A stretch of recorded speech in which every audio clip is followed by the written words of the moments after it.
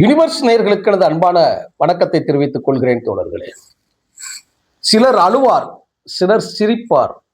நாங்கள் சிரித்துக்கொண்டே அழுகிறோம், அழுது கொண்டே சிரிக்கிறோம் அப்படிங்கிற பாட்டாகவே பாடிட்டார் ஆடிட்டர் அர்ஜுன் ராஜ் என்கிற மறுமலர்ச்சி திராவிட முன்னேற்ற கழகத்தின் அவைத்தலைவர். எங்க வச்சு தெரியுமா?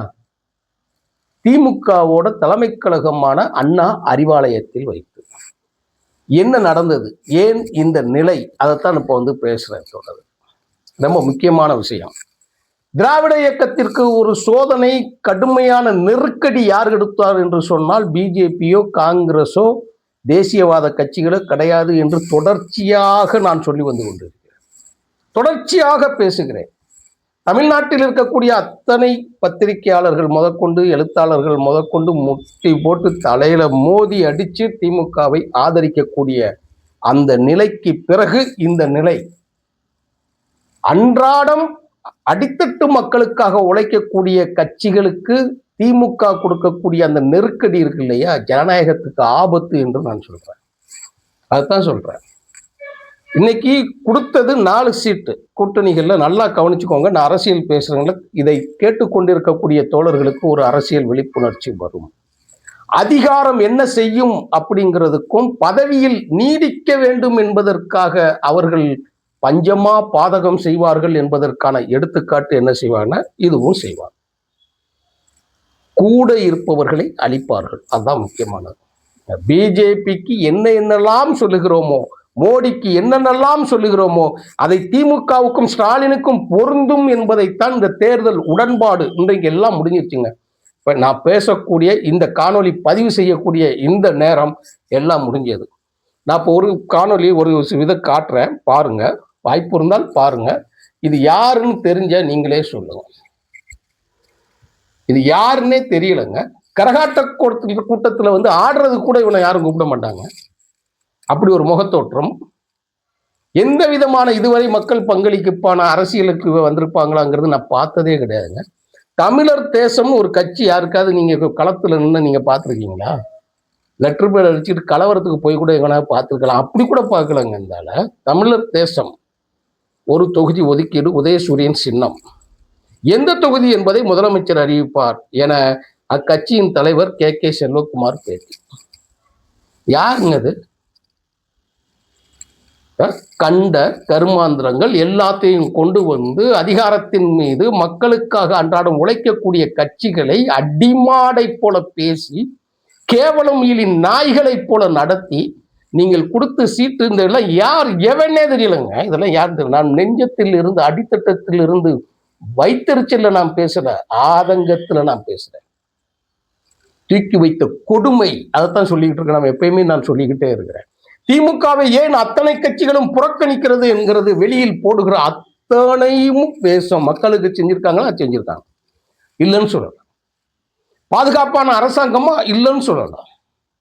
இன்றைக்கு வேற வழி இல்லாத சூழலில், என்னை விட்டால் ஆள் இல்லை அப்படிங்கிற மனப்பான்மையில் அன்றாட மக்களுக்காக மீண்டும் மீண்டும் சொல்லுகிறேன், மக்கள் பக்கம் இருந்து அரசியல் பேசக்கூடிய கட்சிகளை காரி மூஞ்சி உமிழ்ந்திருந்து இருக்கிறார்கள் திராவிட முன்னேற்ற கழகம். அதான் இதுக்கு பேர் ராஜதந்திரமா? பச்சை துரோகம் அப்படிங்கிறது தான் நான் எழுதியிருக்கேன். பச்சை துரோகம்.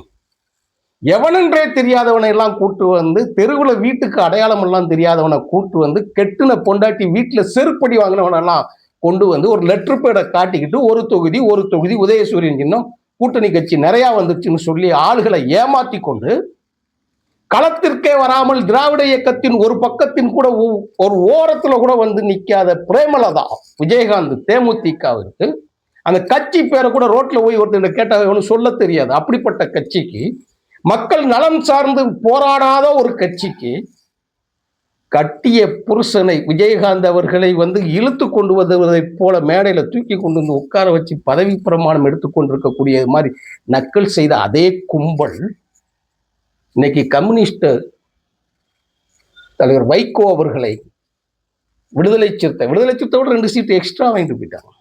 அதுக்கு அவங்கள கூட நான் பேச மாட்டேன். காங்கிரஸ் பேச மாட்டேன். என்ன நடத்தி இருக்கிறாங்க கட்சிக்கு? இவங்களுக்கு என்ன விதமான சீட்டு கொடுத்துருக்குறாங்க? அதோட வெளிப்பாடுதான் இன்று கொடுத்த 4 இடங்களில் 3 உதயசூரியன் ஒரு தனிச்சின்னம் வாங்கினது. சரி, வாங்கினது யார் தப்பு அதுங்கிறது தனியா போயிடும். அதுக்குள்ள நான் உள்ள போக விரும்பல, உள்ள வரலன்னு வச்சுக்கோங்க. சரி, நீங்க ஏன் தனியா போல? தனியா போனா மக்கள் நம்புவானா? தனியா போயிட்டோன்னு வச்சுக்கோங்களேன். இப்ப பேசிக்கிட்டு இருக்காங்களே மீடியா, பாத்தீங்களா நாங்க அன்னைக்கே சொன்னவங்க எல்லாம் பிஜேபிக்கு போயிடுவாங்க, அன்னைக்கே சொன்னவங்க.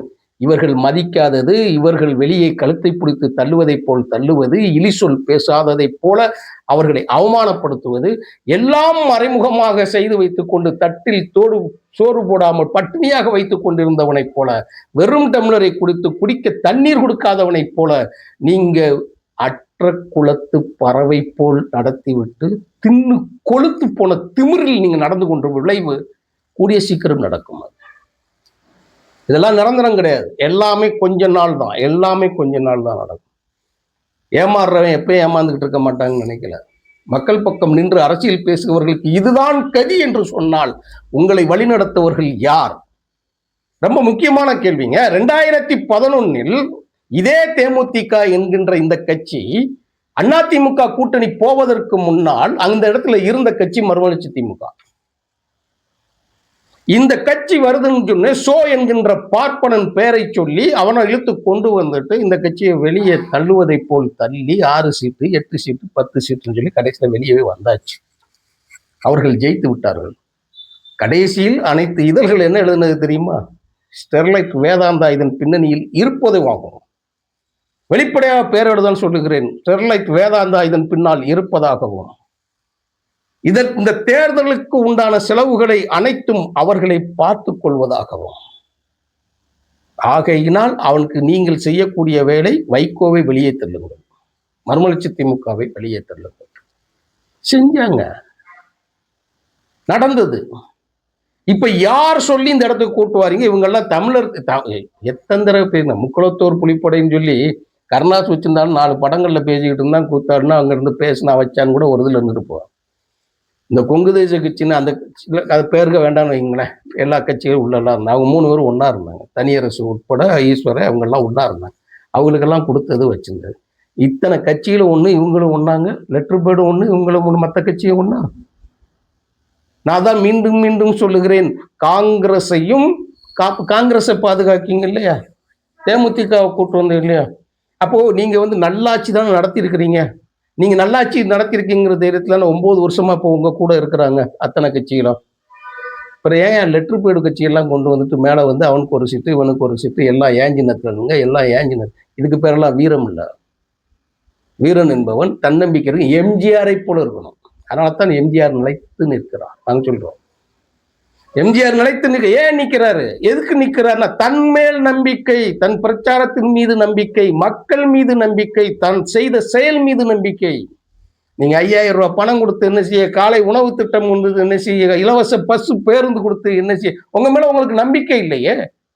உங்களை ஆதரித்த கட்சிகளையே நீங்கள் அவமானப்படுத்தி வெளியே தள்ளக்கூடிய நிலைமை வந்து போய் எதிரிகள் கூட சேர்வதற்கு நீங்களே வாய்ப்பு கொடுக்கிறீர்கள். அதையும் மறுத்து விட்டு தவிர்த்து நான் வெளிப்படையாக சொல்லுகிறேன், இனி எந்த கட்சியும் திராவிட முன்னேற்ற கழகத்தின் இந்த அயோக்கியத்தனமான அராஜகமான போக்கினை கண்டினியூ தொடர்ந்து கொண்டு இருந்தால் ஆதரிக்க கூடாதுன்னு தான் சொல்றேன். மிரட்டலை போல இருக்குமான்னு சொன்னா அவர்கள் அதைத்தான் செய்கிறார்கள். வெளியே போ, உன்னை யார் இருக்கா? ஜனநாயகம் எல்லாத்துக்குமானது. தன்னை பாதுகாத்துக் கொள்ள என்ன வேணாலும் செஞ்சுக்கலாமா? செஞ்சுக்கலாம். செய்தார். 2014 தேசிய ஜனநாயக கூட்டணியில் அங்கம் வகித்து முதன்மை கட்சியாக இருந்த மறுமலர்ச்சி திமுகவின் பொதுச் செயலாளர் தலைவர் வைகோ அவர்கள் என்ன செஞ்சார் தெரியுமா? மந்திரி பதவி தாரேன்னாங்க. ஆனா அவர் என்ன சொன்னார் தெரியுமா?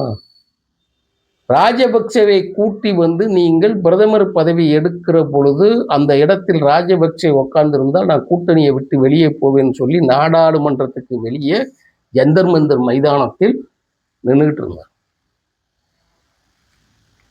தேசிய ஜனநாயக கூட்டணி தமிழ்நாட்டில் இருந்து அதில் அங்கம் வகித்து அந்த கூட்டணியை இழுத்து சென்று போய் எல்லாம் செய்து இன்னைக்கு வரைக்கும் தேசிய ஜனநாயக கூட்டணியில் அங்கம் வைத்த கட்சிகள் எல்லாம் அங்க இருக்கு. மதிமுக தவிர திருப்பியும் சொல்ற, மதிமுக தவிர அவர் போராடி அவரை கொண்டு போய் ஜெயிலில், டெல்லி ஜெயிலில் வச்சாங்க. அந்த டெல்லி ஜெயிலில் யார் இருந்தது தெரியுமா? பகத்சிங் வைக்கப்பட்டு இருந்த சிறையில் இருந்தார். பிரதமராக மோடி பதவியேற்றுக் கொண்டிருந்த நேரத்தில், அதே நேரத்தில் அங்கே மத்திய அமைச்சராக பதவியேற்பதற்காக தலைவர் வைகோ அவர்களுக்கு ராஜஸ்தானில் இருந்து அவரை எம்பி ஆக்கி கொண்டு போய் எல்லா திட்டங்களும் அனைத்து பத்திரிகைகளும் எழுதினார். இதை நம்ம சொல்லிட முடியாது இல்லையா? எல்லா பத்திரிகைகளும் எழுதி வைகோ நியமன எம்பியாக ஆக போகிறார், ராஜ்யசபா எம்பியாக போகிறார், மத்திய மந்திரியாக போகிறார். ஏண்டா அவருக்கு மொத்தமாக கொடுக்கும் போதே வேண்டான்னு சொல்லிட்டு போனவர் 2004. அதையும் வாங்கி வைத்து எல்லா வேலையும் செஞ்சுதான் கடைசியில் 2Gல உள்ள போனாங்க. அந்த பதவியும் வாங்கி, இதுதான் வரலாறு. அதனால்தான் அறிவாலய வாசலில் கொண்டு போய் அவைத்தலைவர் ஆடிட்டர் அர்ஜுன்ராஜ் அவர்கள் சொல்கிற மிகுந்த வேதனையோடு சொல்றார். பாட்டை படிச்சுட்டு வெளியில வந்துட்டார். ஒரே வார்த்தை, சிலர் அழுவார், சிலர் சிரிப்பார், நாங்கள் அழுது கொண்டே சிரிக்கிறோம். வெளியே போயிட்டார் அவர் வாட்டி. எங்கள் தகுதிக்கு தக்க சீட்டும் இல்லை, கொடுத்த சீட்டில் எங்கள் சொந்த சின்னத்தில் நிற்கவும் இல்லை. இது ஒரு மோசமான அனுபவம், நன்றி வணக்கம் அப்படின்ட்டு அவர் வாட்டி வெளியே போயிட்டார்.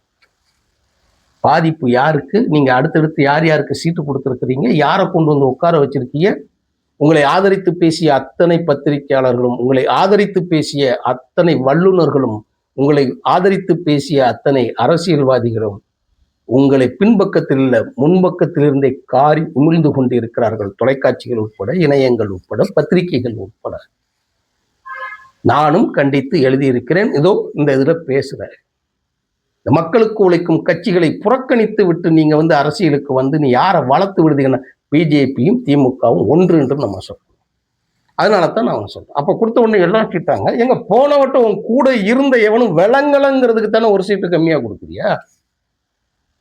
இந்த வார்த்தையில் ஏதாவது பொருள் தவறாக இருந்தால் நீங்க சொல்லுங்க. எங்க திமுக கூட 2 நாடாளுமன்ற தேர்தல், ஒரு சட்டமன்ற தேர்தல் முடிச்சு அடுத்த தேர்தலுக்கு வந்தா என் கூட இருந்தா நீங்களாம் விளங்க மாட்டீங்க, என் கூட இருந்தா நீங்களாம் வளர மாட்டீங்க, என் கூட இருந்ததுனாலே நீங்க உருப்படலை, அதனால உங்களுக்கு சீட்டு கொடுக்கலன்னு சொல்ல வாரியா நீ?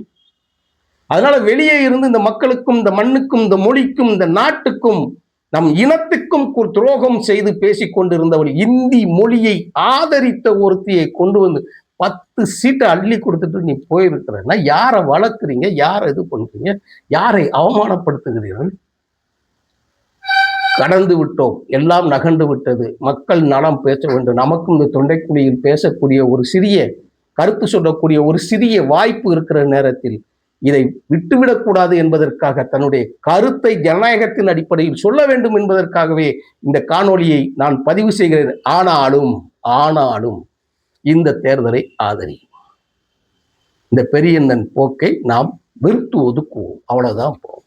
இதுல அதிகாரம் எவன் பக்கம் இருந்தாலும் சரி, துப்பாக்கி எவன் பக்கம் இருந்தாலும் சரி, அறிவாள் கத்தி, பட்டாக்கத்தி, சூரிக்கத்தி போன்றவர்கள் எவன் பக்கம் இருந்தாலும் சரி, அவன் நம்மை வெட்டுவான், நம்மளை அறுப்பான், நம்மளை கழுத்தறுப்பான் என்று தெரிந்தால் அவனிடமிருந்து நம்மை பாதுகாத்து கொள்ள வேண்டும். அது முக்கியம். அதை விட அவனை அப்புறப்படுத்த வேண்டும். அது காலத்தின் நிச்சயம். வேஷம் போட்டுக்கிட்டு கடைசியில நம்மளவே கழுத்திருப்பேன், நம்ம தான் களத்தில் நிற்போம். அவன் அதிகாரத்துல இருந்து தான் பேசுவான், அதிகாரத்தில் வாரதுக்கு என்ன வேணாலும் பேசுவான். நடந்தது நடந்து விட்டது, இனி நடப்பவை நல்லதாகவே இருக்கட்டும். அது திமுக என்கின்ற ஒரு பச்சோந்தி இல்லாமல் மற்றவர்களிடம் இருப்போம். இந்த தேர்தலில் திமுகவை நாம் கண்ணை மூடிக்கொண்டு ஆதரிப்போம். நன்றி, வணக்கம். தொடர்ந்து